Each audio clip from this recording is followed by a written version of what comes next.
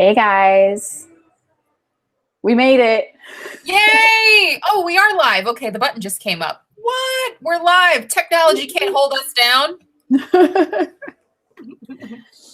All right, everyone. Thank you for joining the Yarn Live show for your daily dose of fiber. I'm Selena Baca, founder, host, lead educator with the American Crochet Association. And I am Jess Mason, the founder of the Yarnpreneur Society and Academy. That's right. And together we put together the Yarn Live show. Thank you for joining us, guys. So get tangled up in this fun, upbeat educational channel that's dedicated to the hanks, skeins, balls, and cake that we love the most, and to the people who make the most of them, because yarn is life. Hashtag true story. True story all day.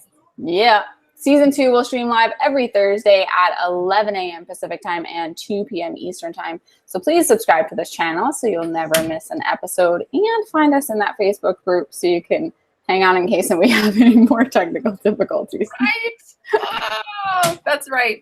Well, today's episode is a special one because it is sponsored in part by you good people who watch and follow along and just appreciate us. So check out our Yarn Life swag shop. You can pick up a token tee, a tote, or a mug today. Every purchase that you make there not only gives you really great products that you're going to love, that represent your yarn life, it's also going to help us create more great episodes, bring on even more amazing guests. And you can find that shop link in the show notes section today. Awesome. So today we are into season 2, episode 2. And we're here with a popular topic, especially for this time of year. So we're talking today about 5 things you can make with yarn for your next or your first craft show. That's right. That's right. Now, if you're watching live or on the replay, just comment on this video to let us know that you're here. And if we see that you gave us a shout out while we're here live, we'll give you a shout out in return. Yes. All right. Well, we've got a lot of people joining us. I see a lot of people found us, so that's good to know. Wonderful. Thank you guys.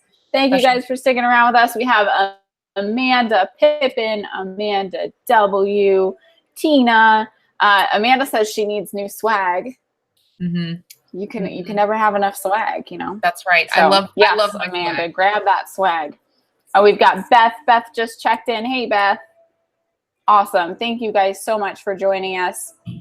So today we're talking about craft shows, and craft shows for yarnpreneurs can be exciting and intimidating to participate in. So whether you've sold at some in the past or not, you may be looking for some quick and fun yarn projects that you can add to your inventory.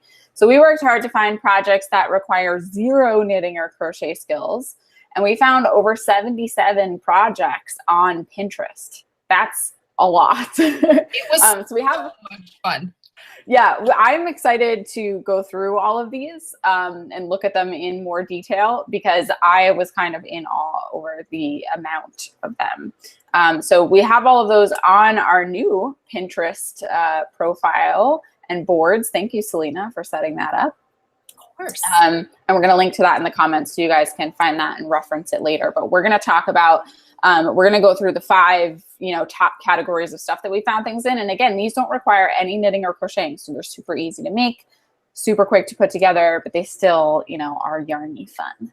All right. So Selena, are you ready? I think I'm ready. Yes. I was born ready. I'm very excited about this.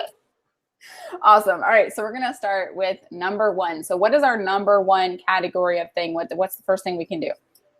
Okay. So what I'm actually going to do is share my screen, Jess. So I'm going to share my screen so that I can show you what it is that I found, because seeing is believing, I'm telling you. So here we go. I'll see you guys in just a minute. There we go. Jess, can you see okay? Our Yarn Life Show Pinterest board? Yes, I can. Awesome. Okay. So what I love about topic number 1 is that, again, no knitting or crochet skills. It is macrame. So macrame is what we think, and in no particular order, this is not number one, but it is definitely something that you can, if you're a knitter or crocheter or weaver or whatnot, you know, get some of your yarn, get some of your thread, get some materials that you already have in stock, and try some of these macrame projects. I mean, you can make things like bags or keychains or plant holders or jewelry or wall hangings. These were just some of my favorite projects that I found, but really you can see that macrame is just like there are infinite possibilities. I have to say, I love macrame. I love the look of it. I ordered a natural like macrame wall hanging, similar to some of the things that you're scrolling through here on Etsy. And when I showed it to my mom, she was like, hey, I remember those. So they're very much back in style. And they're also, a lot of people have modernized, you know, the style and all of the designs and how intricate they can get. So I love that it's one of those things that you can make it as simple or as complex as you want to. And even the simple ones look really awesome. Absolutely. And just as I was kind of searching around on Pinterest to compile this for the episode today, so many of these images link back to tutorials. And that's what I found really, you know, even more helpful. It's one thing to just kind of get inspired by a picture, but when you can get linked back to some really helpful resources, it makes the job that much easier. Yeah. Yeah, that's fantastic. Yeah, so definitely dabble in the macrame for your next craft show with and again, this does not just require yarn. You can use lots of different materials to really make this macrame stand out. Nice. Yeah. All right, so I think number one is my favorite so far. Right? You're going to keep saying that, I promise. Okay, so what is number two? I'm excited about this one. Okay, so number two, and you can see all of our boards here. Again, the link is in the comments. So after the show, you can go and poke around just a little bit more. Category number two is wreaths. So we know, again, knitting, crochet, we see so many knit and crochet wreaths. But if you just want to use up yarn, or if you don't, you know, want to knit or crochet, you can definitely use your yarn. And again, lots of other materials to make wrapped wreaths. You can make pom-poms to make wreaths. I mean, lots of different kinds of yarn. We saw just, you know, a lot of just weight 4s and weight 3s and solids, but then you can mix it up. You can use fun fur yarn. I mean, really, I just saw so many great examples. Nice. See, I have to say, one of the ones in the top row, I think, is probably my favorite because it's super modern. And yeah, that one in the middle. I know. Yeah. I love the idea of a wreath, but I don't like traditional wreaths. Like, they're just not my thing. But like, these are so cool. And the pom-pom one, I love me some pom-poms. I can make there's something very zen about making pom-poms. I don't know what it is. But I can make pom-poms all day long, and then I never know what to do with them. So this is a really, really awesome idea too. Absolutely. Nice. Absolutely. Like, look at this one just with the yarn balls, just kind of, you know. Yeah, that's so cute. Right? Yarn balls. I saw felt incorporated, you know, just lots of little decor items. And you know, for any season, I tried to get a wide variety of really any season. So, you know, yes, we're in the Christmas season right now, but if you're watching this episode and it's spring or summer, there's really some great items on here as well. Awesome. Yeah. Nice. Well, I think that's my favorite one. Right? Again, we've got a few more to go. You're going to keep saying that, I promise. Awesome. All right. Number 3. I'm excited about this one. I'm really excited about this one. So what is up next? Right. Okay. So number 3, I found quite a few, what I put under the category as decor. Okay. Okay. Now, sometimes you kind of saw a little, you know, like maybe that's a little macrame, but not quite. Okay. Not quite macrame. And you can kind of see what I mean here. Still, we're seeing pom-poms, but we're seeing pom-pom garlands. Still, we're seeing yarn that kind of looks like it's a little macrame style, but you can use yarn to make garlands. Like, okay, this one right here, this pin is probably one of my favorites. I love that. Yes, it's made with knots, but it's not really macrame. I didn't really put it under that category. Yeah. It's decorative, right? Like it doesn't serve any other kind of purpose. So that was my lazy definition. That's super cute.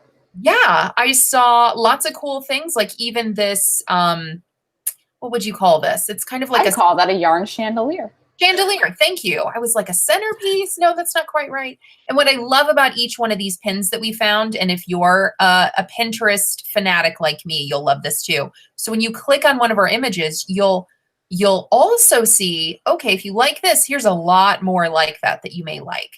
So if you love the yarn chandelier that we pinned, you're going to find when you click on over, you'll find lots of other examples to kind of make yarn chandeliers. Awesome. Yeah. And again, no knitting and crochet experience. These are some unique ideas. Some of these things I definitely would not have thought of. Oh my God, the candy corn. Right. The candy corn. So I found, you know, and we've all seen them, like the styrofoam pieces that you usually see like in the floral departments.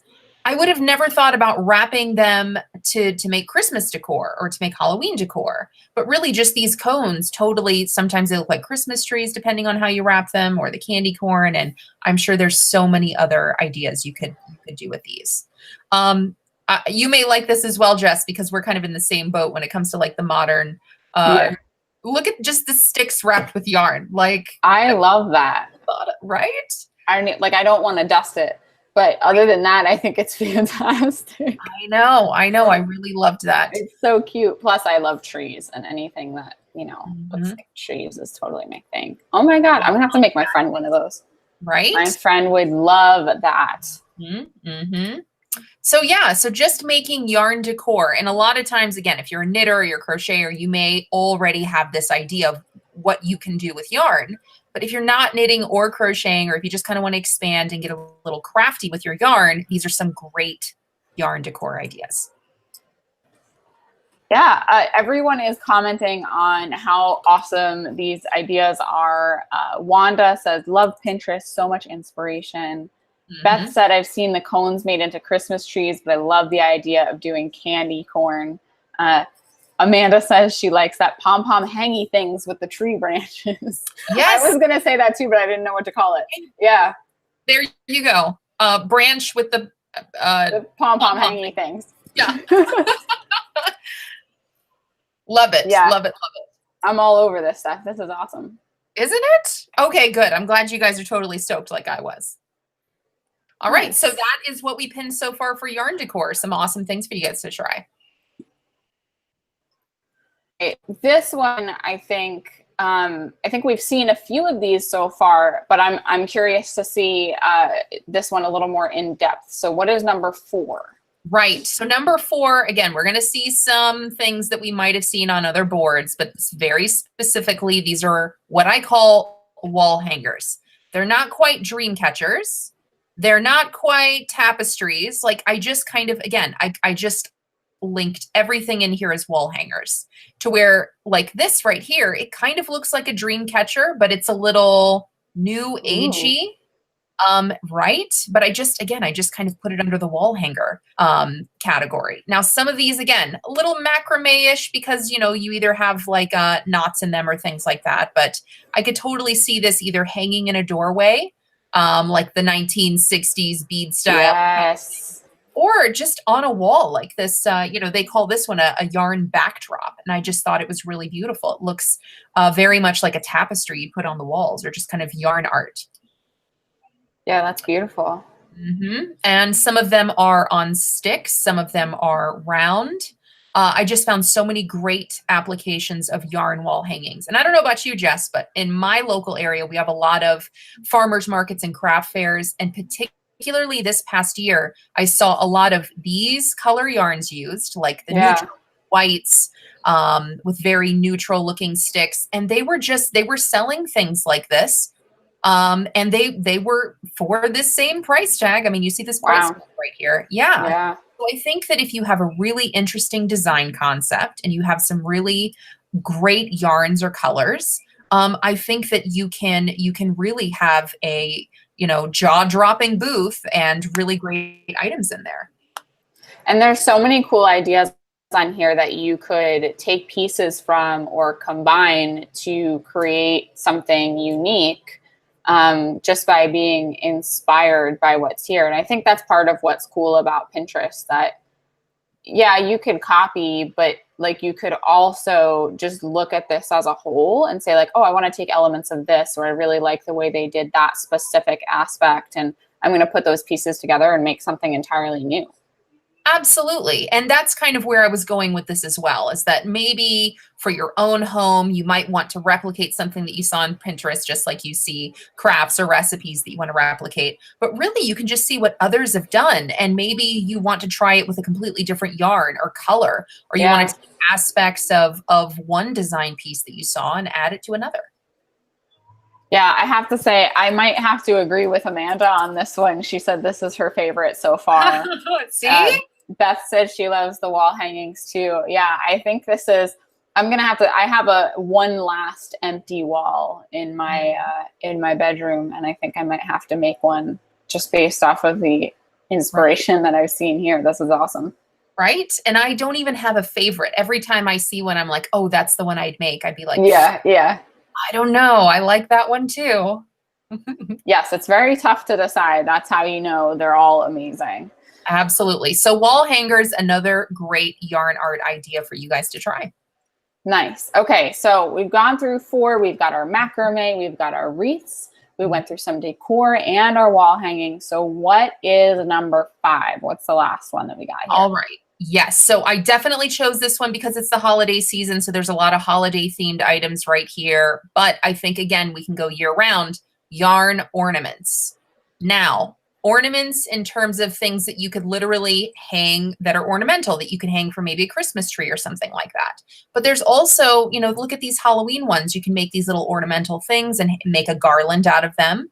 You can make little ornament type things for year-round presents. You know, instead of putting a bow on top of a present, you can make a little like these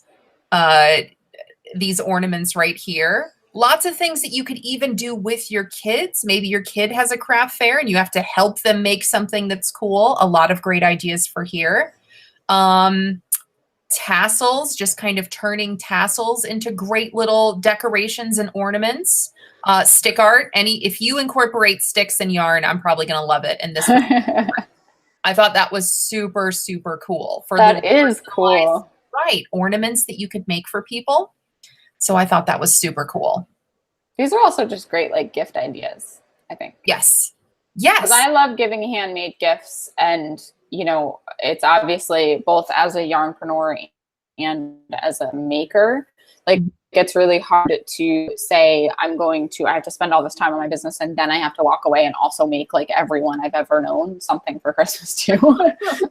Right. So it's nice to find things that are still awesome and still like you can personalize, and you can not only maybe personalize to their name or something like that, but their style, and they'll still get something handmade and beautiful, but it's not going to take quite as long as, you know, knitting or crocheting something from scratch.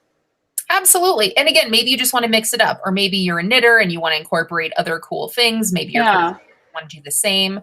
But yeah, definitely. People are always this idea was sparked because people are always looking for great items that not really are easy to make, but are fun to make, that are approachable to make, that they can incorporate in gift shows, craft fairs, bazaars, you know, things that they'll really be inspired to make and could sell really well too. Yeah, I think these are all fantastic. That Halloween one with the little ghost tassel and the pumpkin and everything, I think that's my favorite. That was adorable. That's just so cute. Did you see the spider in the back? You can barely see it, but there's that little spider in the back too. So well cute. Right. So yeah, I really think that this is, I have to say, I've never done a craft fair as a yarnpreneur. I've never gone and sold. So that was why I was kind of relying on your expertise to share. And I think these are some really great ideas because I never even considered, I know so many people who they're crocheters or knitters, and they go and they assume that everything they make has to be, you know, crochet or knit. Mm-hmm. And you can still go and incorporate a lot of these elements without taking away from maybe the things that you did hand crochet or knit, and just dabble with these as well and give your booth a more well-rounded look, and as well as being able to go with more items, because you can obviously still, you can create these a little faster than other things. It definitely takes longer. Or it definitely takes longer. Mixing it up a bit, you know? Yeah. I mean, most of the things that we saw, could you replicate those things in knit and crochet? Possibly you could for some of them, but it's not going to be the same, you know, application. So it's not going to have the same vibe. Absolutely. Absolutely. So fun with yarn, because this is the yarn life, and hopefully you guys will, if you're interested in making things for craft fairs and you feel a little stumped or you want to add some things, hopefully this Pinterest board could give you some new inspiring project that that'll be a showstopper.